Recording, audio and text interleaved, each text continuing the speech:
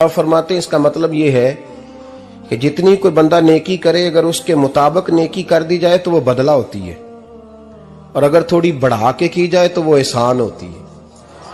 फरमाया रब करीम फरमाते हैं इस तरह करो, जरा सोच लो बचपन से लेकर आखिर तक जहां तक तुम मौजूद हो तुम्हारे माँ बाप ने तुम्हारे साथ क्या किया है।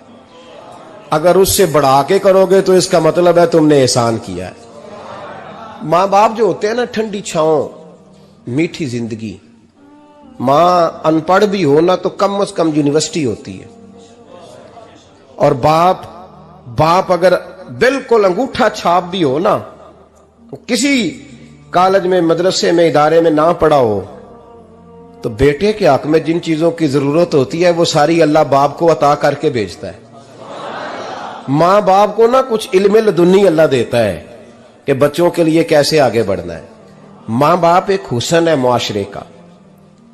रब तबारक व तआला की देखे ना, अल्लाह अकबर, दुनिया में किसी की मोहब्बत जांचनी हो ना तो मोहब्बत की तमसील दी जाती है। वतिलकल अमसालु नदरिबुहा लिन्नास, अल्लाह लोगों के समझने के लिए मिसालें बयान फरमाता है। अल्लाह तबारक व तआला ने जब अपना आप समझाना चाहा ना, तवज्जो है मेरी बात पर, जब मालिक ने अपना आप समझाना चाहा तो मेरे रब ने मां बाप की मिसाल बयान फरमाई। रब्बिरहमहुमा कमा रब्बयानी सगीरा, या अल्लाह उन दोनों पे रहम फरमा। और ये लफ्ज रब यहां दो माने में आया है, उलमा बैठे। रब का माना होता है तदरीजन पालना का, या अल्लाह उन दोनों पे रहम फरमा जिन्होंने मुझे रब बन के पाला। यानी मतलब क्या, यहां रबूबियत का माना पालने के माने में, तदरीजन पालना। मेरे नबी पाक सल्लल्लाहु अलैहि वसल्लम ने फरमाया अल्लाह तुमसे 70 माओं से ज्यादा मोहब्बत फरमाता है। ये इमाम सुयूती ने दुर्रे मंसूर में रवायत लिखी है। अच्छा भाई, अल्लाह ने भी मिसाल मां की बयान फरमाई। फरमाया घर जाके अपनी अम्मा को देख लो, अम्मा तुमसे कितना प्यार करती है। बस उस प्यार को तोलना शुरू कर तो 70 माओं से भी ज्यादा रब तुमसे मोहब्बत फरमाने वाला है। मां के सीने में ना, देखे ना, एक बच्ची होती है बीए, वो उसने कर लिया, उसकी अम्मा रोज कहती है बेटे सवेरे उठा कर।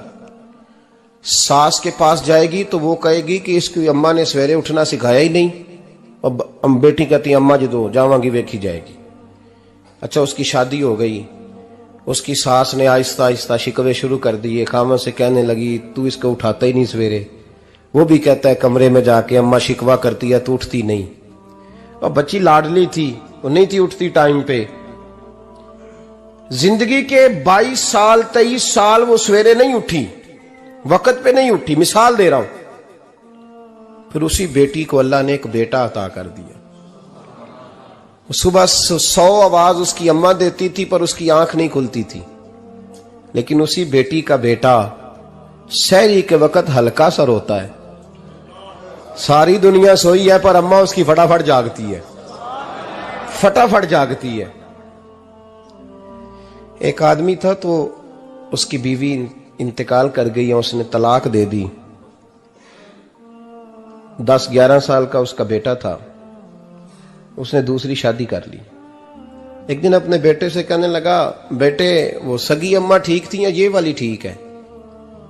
तो बेटा कहने लगा अब्बा जी ये ठीक है, वो सगी अम्मी झूठ बड़े बोलती थी, सगी अम्मी झूठ बड़े बोलती थी, झूठी थी, ये सच्ची है। उसने कहा बेवकूफ तेरी मां झूठी थी। उसने कहा अब्बा बड़ी। कहा किस तरह? कहने लगा अब्बा जी मैं ना, कभी आपको पता मैं शरारती हूं, कभी मैं शरारत करता था ना, कोई बर्तन तोड़ देता था तो मेरी सगी अम्मा मुझे थप्पड़ मार के बाहर निकालती थी। कहती थी मैं ताला लगाऊंगी बावर्ची खाने को, तुझे सारी रात रोटी नहीं देनी, तू आज भूखा ही रहेगा। बिल्कुल नहीं देना, सारी रात नहीं देना। बड़े दावे करती थी, कसमें उठाती थी, पर बड़ी झूठी थी। आधा घंटा भी नहीं गुजरता था तो गलियों में मुझे ढूंढने लग जाती थी, ढूंढ के लाती थी, ढूंढ के, और ला के ना तो गलती मेरी होती थी, रोना मेरी अम्मा शुरू कर देती थी। वे ओए मैनू ना सताया कर वे पुत्रा। फिर मेरी मर्जी का खाना मुझे पका के देती थी, मेरी मर्जी का। और फिर मेरी अम्मा मुझे तोहफा भी देती थी। अब्बा जी वो झूठी थी, पहले कह रही थी सारी रात नहीं देना, अब आधा घंटा। ये बड़ी सच्ची है जवाब भाई है। मैं शरारत करता हूं तो थप्पड़ मार के निकाल देती है, कहती है रोटी नहीं देनी। फिर मैं सारी रात रो के गुजारता हूं पर नहीं देती। ये सच्ची है, वो झूठी थी।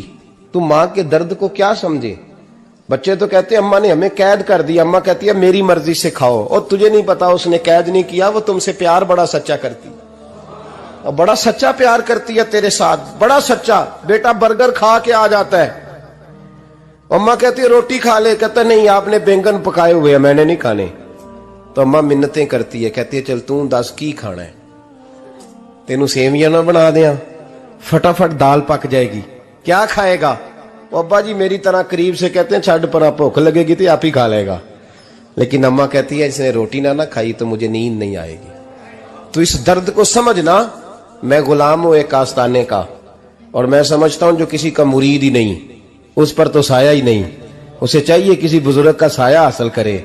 लेकिन भाई ये बात भी बड़ी सच्ची है कि मेरे जैसे पीर के हाथ में 5000 रुपया नजराना दो ना, पीर साहब दुआ करना, तो पीर साहब ने दुआ पक्की याद की हुई है सबके लिए, रटी रटाई, अल्लाह खैर करे अल्लाह भला करे, और सबके लिए रट्टा लगाया हुआ है। और अम्मा को बेटा वैसे ही कह जाए, वैसे ही अम्मा मैं इंटरव्यू देने जा रहा हूं, जरा दुआ करना, वो बीबियां मंगा के दुआए तंजीना पढ़ाना शुरू कर देती है, और सारी सारी रात मुसल्ले पे बैठी। इस दर्द को समझना। और भाई बड़ा वेल ड्रेस बेटा होता है, वेल ड्रेस नौजवान, वो 18,000 का जोड़ा पहनता है, 7,000 का जूता खरीदता है, वो कीमती किस्म की घड़ी इस्तेमाल करता है। लेकिन उसी बच्चे के जब अपने बच्चे होते हैं ना, तो बीबी को कहता है ये ले 10,000 रुपया, बच्चों के कपड़े खरीद ले, मेरे सही है अभी कल ही तो खरीदे थे।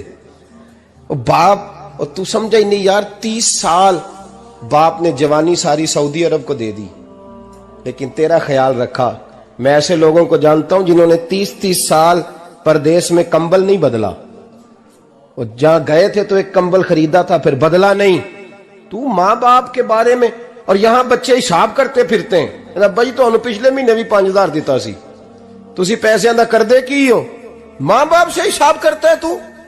तिरमिजी शरीफ के लफ्ज हैं, एक सहाबी ने आके अर्ज की या रसूल अल्लाह पैसे विरासत के नहीं, मेरे अब्बा जी ने नहीं दिए मुझे, और मैंने खुद मेहनत करके कमाए, अब मेरा अब्बा मुझसे पैसे मांगता है तो क्या करूं, और मेरे हैं, मैंने कमाए हैं, अब्बा जी ने नहीं दिए, विरासत नहीं, हिस्सा नहीं मिला।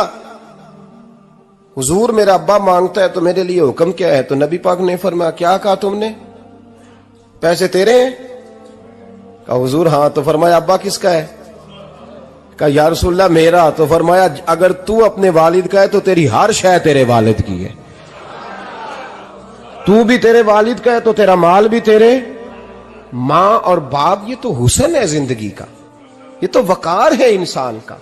जब तक मां बाप का हाथ पकड़ के चलोगे ना, रास्ते सीधे रहेंगे, और जिस दिन उंगली छोड़ के सड़क पे निकलना पड़ा ना, सर चकराने लगेगा। याद रखना ये बड़ा मुश्किल काम होता है। लोगों का तो रुख ही उस दिन वाज़े होता है जिस दिन आदमी साये से महरूम होता है। अम्मा तो कमरे में पड़ी हो ना, औरंगजेब आलमगीर की मां फौत हो गई, 350 कमरा था महल का, और अम्मा 12 साल टांगों से माजूर रही औरंगजेब आलमगीर की।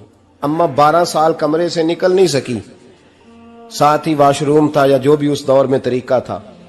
औरंगजेब जब महल में आते थे तो फिर भी सीधे अम्मा के पास जाते थे, और जब वापस निकलते थे फिर भी अम्मा के साथ। औरंगजेब की मां का जनाजा उठा तो औरंगजेब ने रोना शुरू किया।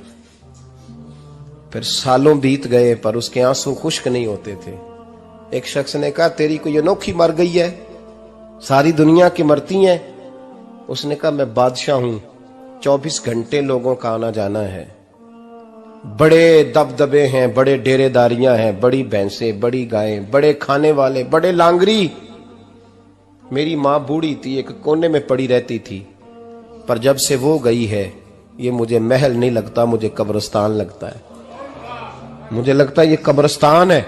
मां और बाप तो तेरी नेमत है भाई। हम बच्चे, हमारे आजकल के बच्चों ने एक मसला बड़ा पक्का याद कर लिया, कहते मौलाना पीर साहब पसंद की शादी करना जायज नहीं। मैं कहता हूं साहब और भी बड़ी चीजें जायज है, सिर्फ एक ही शय जायज रह गई है। रसूल पाक सल्लल्लाहु अलैहि वसल्लम सिवाय अल्लाह के किसी के पाबंद नहीं, किसी के पाबंद नहीं। पर जनाब सैयदा खतीजतुल कुबरा रदी अल्लाह ताला अन्हा ने पैगामे निकाह दिया, या रसूलल्लाह मैं शादी करना चाहती हूँ, हुजूर किसी के पाबंद नहीं। पर मेरे महबूब ने फरमाया मेरा चचा मेरे वालिद की जगह है, मैं अपने चाचा से पूछ के तुम्हें जवाब दूंगा। यह है पसंद की शादी जो मेरे नबी ने बयान फरमाई है। तू सारा कुछ क्रॉस कर करके गुजर जाता है। यहां तो हाल यह है कि पालने वाला कोई और साए में बैठने वाला, बाग तेरे दी कर कर राखी मैं सारी उम्र गुजारी, तो जदों ये फल पकन ते आया ते लै गए होर व्यापारी। और बेटा गुजरता है अम्मा के दरवाजे के आगे से, अम्मा के दरवाजे के आगे बेटा अमरूद लेके आया है 6 किलो। तवज्जो है मेरी बात पर? इधर देखें जी, छोड़े थोड़ी देर हमारी सुने। वो अमरूद लेके आया 5-6 किलो, तो अम्मा के दरवाजे के करीब से गुजर गया रात को। तो कमाई खाने का टाइम आया ना, तो गुजर गया। तो वो वजीर आजम से डरता है ना, तो जाके बीबी से कहता है बीबी के हुकूक देना भी रसूलुल्लाह की सुन्नत है। लेकिन ये क्या बात हुई, तूने बीवी और मां का मुकाबला शुरू करा दिया? समझ तो सही, ये तेरे लिए काबे की जगह है और तू बीवी के लिए काबे की जगह है। उसे भी समझना चाहिए, गौर करना चाहिए। 5 किलो अमरूद लेके तो मां के कमरे के करीब से गुजर गया है। बीबी को जाके कहता है चल आधा किलो अम्मा को भी दे आ, उसके कौन से दांत हैं। तो प्लेट में डाल के वो लाई है। तू समझा ही नहीं, तूने गौर ही नहीं किया। बंदा तो वो ठीक नहीं था, नेपोलियन। पर किसी ने उससे पूछा था बता जिंदगी में पैसे लेने का मजा कब आया? उसने कहा कि मुझे मजा तब आता था कि मैं अपनी सारी कमाई ला के अपनी अम्मा के हाथ पे रखता था, और फिर जब मैं अपनी मां से थोड़ा थोड़ा खर्चा लेता था ना, थोड़ा थोड़ा, तवज्जो है मेरी बात पे? अम्मा जी 10 रुपए दे आजे, कहते जब मैं थोड़ा थोड़ा खर्चा लेता था ना, तो मुझे यूं लगता था जैसे मैं बादशाह वक्त के सामने खड़ा हूं और वो खजाने का मुंह खोल खोल के मुझे देता जा रहा है। तो इस जायके को समझ तो सही भाई, तो इसको समझ तो सही भाई। याद रखें और गौर करें, मां और बाप। और फिर ये भी सुन लें, नबी पाक सल्लल्लाहु ताला अलैहि वसल्लम ने मां बाप के लिए फरमाया हुमा जन्नतुका व नारुक, यही तेरी जन्नत है और यही तेरे लिए जहन्नम है। अगर ये राजी हो गए तो तेरे लिए जन्नत है, नाराज हो गए तो चाहे तू 100 पीर के मजार पे हाजिरी दे आ, लेकिन जब तक अब्बा राजी नहीं उतनी देर तक अल्लाह राजी। ये हदीस पाक है, हुजूर ने फरमाया जिसके वालिद राजी उसका अल्लाह राजी, और जिसका बाप नाराज उसका अल्लाह। हाँ बेशक, अब ये हदीस है ना, तो सारे वली एक तरफ बैठ जाएं, कहें या अल्लाह बख्श दे मुरीद को, लेकिन अगर अब्बा कहे या अल्लाह ना माफ करना, तो अल्लाह उन औलिया की नहीं मानता, वालिद की मानता है। इसलिए